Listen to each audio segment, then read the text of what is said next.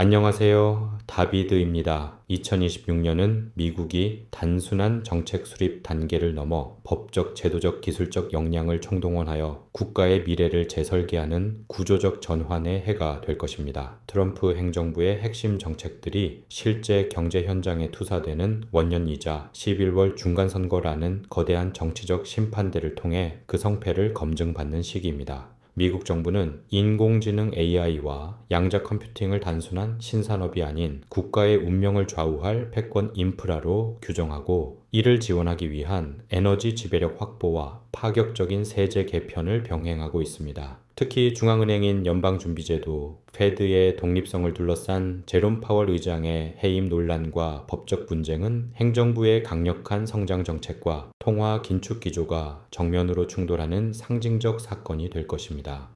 2026년은 미국이 전 세계 무역과 기술의 표준을 자신들의 설계도대로 다시 그리는 해이며, 이 거대한 도면 속에서 각 경제 주체의 위치가 재결정되는 중대한 변곡점이 될 것입니다. 정치적으로는 공화당이 상하원 권력을 수성하여 아메리카 퍼스트 기조를 영구화하느냐, 아니면 민주당이 의회를 탈환하여 행정부의 독주에 제동을 거느냐가 초미의 관심사입니다. 경제적으로는 워킹 패밀리 감세법이 가져올 소비 부양 효과와 보편적 관세가 초래할 인플레이션 압력이 정면으로 맞붙으며 거시경제의 불확실성을 높일 것입니다. 기술적으로는 정부가 직접 시행사가 되어 추진하는 제네시스 미션을 통해 AI와 에너지를 결합한 국가 인프라 혁명이 시작됩니다. 본 보고서는 이러한 격변의 시기에 우리가 주목해야 할 기술적 진보와 거시, 경제적 변수들을 7개의 핵심 섹션으로 나누어 심층 분석합니다. 2026년은 단순히 한 해의 흐름을 넘어 향후 50년의 패권을 결정짓는 역사의 서막이 될 것입니다.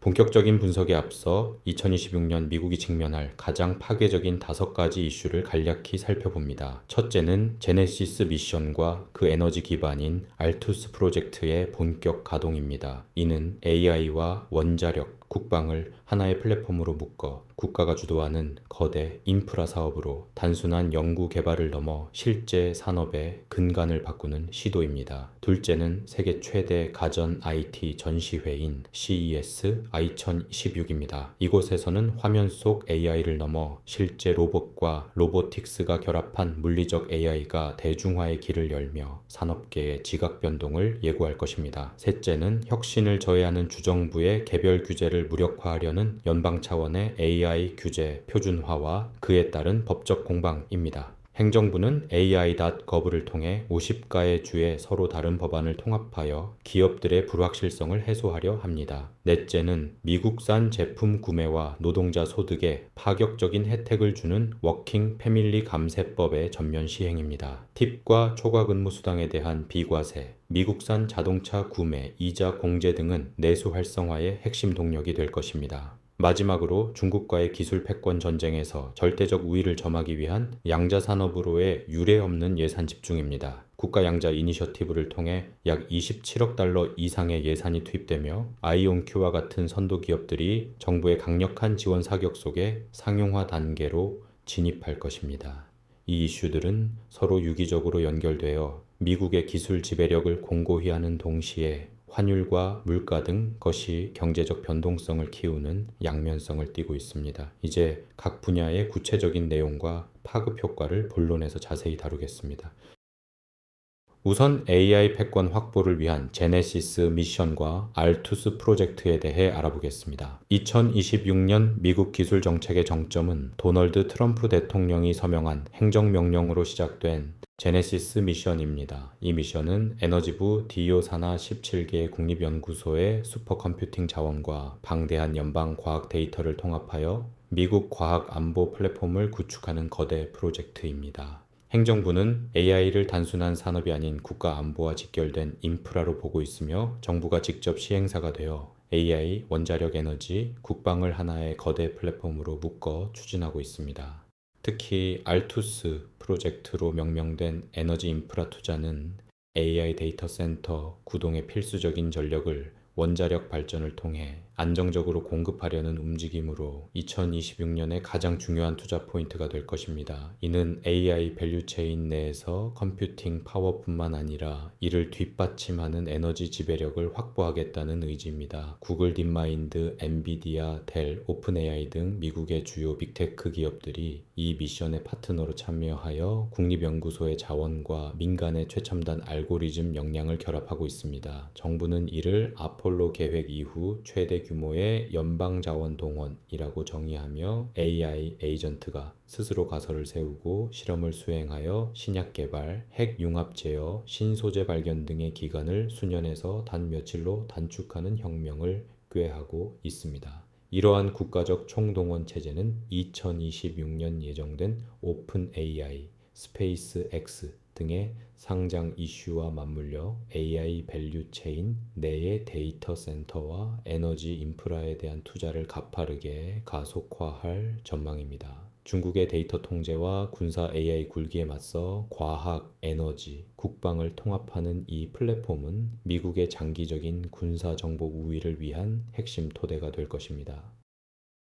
둘째로 양자 산업의 국가 안보 이슈와 아이온큐의 도약에 대해 살펴보겠습니다. 미국 정부는 2026년을 중국의 양자 기술이 미국을 추월할 수 있는 결정적인 터닝 포인트이자 국가적 위기 상황으로 보고 있습니다. 양자 컴퓨팅은 기존 슈퍼컴퓨터로 수만 년이 걸리는 암호 해독을 순식간에 끝낼 수 있는 기술로, 이는 곧 현대 국가 안보 체계의 붕괴를 의미할 수도 있기 때문입니다. 이에 따라 미국은 국가 양자 이니셔티브 재승인 법안을 통해 향후 5년간 약 27억 달러, 약 3조 6천억 원이라는 기록적인 예산을 투입할 예정이며 2026년은 이 자금이 단순 연구 단계를 넘어 실질적인 상용화와 현장 배치에 집중되는 원년이 될 것입니다. 이는 기술 패권 경쟁에서 절대 밀리지 않겠다는 미국의 선전포고와 같습니다. 특히 이 분야의 선두주자인 아이온큐는 미 국방부 산하 달파의 양자 벤치마킹 프로그램 QBI에 선정되며 정부로부터 그 기술력을 공식적으로 보증받았습니다. 이는 아이온큐가 향후 정부 주도의 거대 프로젝트에서 직접적인 자금 지원과 계약을 독점할 가능성이 크다는 것을 시사합니다. 양자 기술은 암호 해독뿐만 아니라 신소재 개발, 바이오 의학, 금융 최적화 등 미래 산업 전반의 게임 체인저가 될 핵심 기술이며 미국은 이를 국가 안보와 직결된 최우선 과제로 추진하고 있습니다. 아이온큐는 매출 성장세 면에서도 경쟁사들을 압도하고 있으며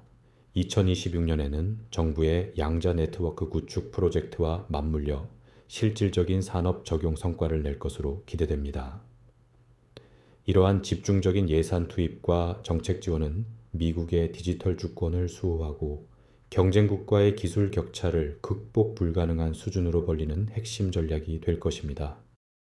셋째, 워킹 패밀리 감세법과 환율 및 정책 변수 분석을 해보겠습니다. 2026년 미국 경제의 가계 지도는 워킹 패밀리 감세법을 통해 급격한 변화를 맞이합니다. 이 법안은 2017년 감세안을 영구화하는 것을 넘어 노동자 계층의 가처분 소득을 직접적으로 늘려주는 파격적인 조항들을 포함하고 있습니다. 서비스업 종사자의 팁 소득 연 25,000달러 한도와 시간제 근로자의 초과 근무 수당 연 12,500달러 한도에 대해 전면 비과세 혜택을 부여하며 이는 저임금 노동자들에게 실질적인 임금 인상 효과를 줄 것입니다. 또한 미국에서 최종 조립된 자동차를 구매할 경우 연간 최대 1만 달러의 할부 이자를 소득에서 공제해주는 강력한 내수 보호 및 리쇼어링 인센티브가 가동되어 미국 제조업의 부흥을 꾀할 것입니다. 하지만 이러한 재정 확장 정책은 양날의 검과 같습니다. 골드만삭스 등 주요 기관은 미국의 실질 GDP 성장이 연 2.2%에서 2.6%에 달할 것으로 보지만 동시에 인플레이션이 2%대로 쉽게 내려오지 않는 고질병 현상을 우려하고 있습니다. 환율 측면에서도 원, 달러 환율이 높은 수준을 유지하는 뉴노멀 현상이 지속될 것으로 보이는데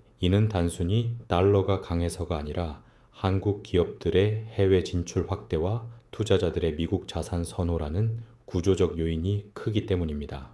트럼프 행정부는 중간 선거를 앞두고 성장을 위해 연준의 금리 인하를 강하게 압박하겠지만 관세로 인한 수입 물가 상승 압력이 인플레이션을 다시 자극할 경우 시장의 변동성은 극대화될 것입니다. 따라서 2026년은 감세의 혜택과 물가 상승의 고통이 교차하는 해가 될 것이며 투자자들은 정책의 유연성과 공급망 변화에 따른 기업의 기초 체력 펀더멘탈에 더욱 집중해야 합니다. 마지막으로 AI 규제의 연방 표준화와 제롬 파월 해임 논란에 대해 살펴보겠습니다. 기술 혁신을 가속화하려는 미국의 의지는 규제 체계의 전면적인 개편과 연방 표준화로 이어집니다. 국립과학재단 NSF를 추진하는 제네시스 프로그램은 차세대 반도체 및 첨단 제조 공정 혁신을 목표로 하며 2026년에는 AI 전용 칩과 저전력 반도체 설계를 위한 국가적 R&D 지원이 대폭 강화될 것입니다. 동시에 행정부는 별로 분절된 규제가 기업의 혁신을 저해한다고 판단하고 연방 차원의 단일 규제 표준인 AI.gov 프레임워크를 통해 주법을 무력화, 페더럴 프리엠션 하려 하고 있습니다. 특히 캘리포니아의 AI 투명성 법 등이 본격 시행되는 2026년에 연방정부와의 법적 충돌은 최고조에 달할 것이며 법무부의 AI 소송 태스크포스가 이를 저지하기 위한 전면전에 나설 것입니다. 중앙은행의 독립성을 둘러싼 갈등 역시 2026년 상반기의 최대 뇌관입니다. 제롬 파월 의장의 임기가 5월에 만료되는 가운데 행정부는 통화정책 결정에 대한 불만과 함께 연준 본부 건물의 막대한 개보수 비용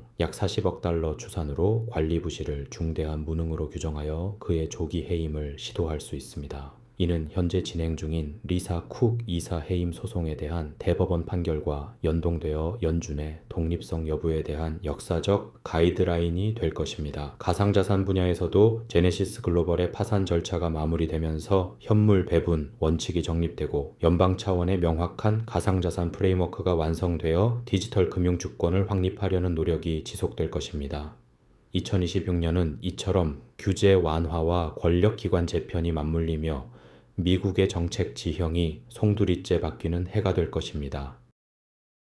이제 정리해 보겠습니다. 결론적으로 2026년에 미국은 내부적으로는 워킹 패밀리 감세법을 통한 내수 활성화와 제네시스 미션을 통한 기술 패권 확보에 사활을 걸고 있으며 외부적으로는 보편적 관세와 USMCA, 미국, 멕시코, 캐나다 협정 6년 주기 검토를 통해 북미 공급망의 주도권을 완전히 틀어주려 하고 있습니다. 11월 3일 실시되는 중간선언은 이러한 행정부 정책들의 지속 가능성을 결정짓는 최후의 심판대가 될 것입니다. 만약 공화당이 의회 권력을 유지한다면 미국의 보호무역주의와 기술 중심적 국가 자본주의는 더욱 고착화될 것이며 이는 전 세계 경제 질서를 미국의 설계대로 재편하는 가속 페달이 될 것입니다. 반면 민주당이 승리할 경우 감세 정책의 수정과 복지 예산 증액을 둘러싼 극심한 정치적 교착 상태가 발생하여 시장에 또 다른 불확실성을 던져줄 것입니다. 투자자와 기업들은 2026년의 변동성을 단순히 위기로 보는 대신 연방 데이터 개방과 규제 완화가 제공하는 새로운 혁신의 기회를 선점해야 합니다. 특히 AI 에이전트가 기업 애플리케이션의 40% 이상을 차지하게 될 기술적 변화와 양자 컴퓨팅이 실무에 적용되기 시작하는 시점을 주목해야 합니다. 또한 환율의 고공행진과 물가 불안 속에서 자산의 포트폴리오를 재점검하고 관세의 결과로 본격화되는 시점에 대비한 공급망 다변화가 필수적입니다. 2026년은 미국이 자신들의 방식대로 세계 경제의 지도를 다시 그리는 해입니다. 그 도면 위에서 우리가 들러리가 될지 아니면 새로운 기회를 잡는 주인공이 될지는 지금 이 순간의 전략적 선택에 달려 있습니다. 기술과 정치가 결합한 패권 전쟁의 시대, 2026년은 그 승패가 갈리는 가장 뜨거운 현장이 될 것입니다. 오늘도 유익하셨다면 구독과 좋아요 눌러주시고 다음에 더 좋은 소식로 뵙겠습니다. 다비드의 투자노트였습니다.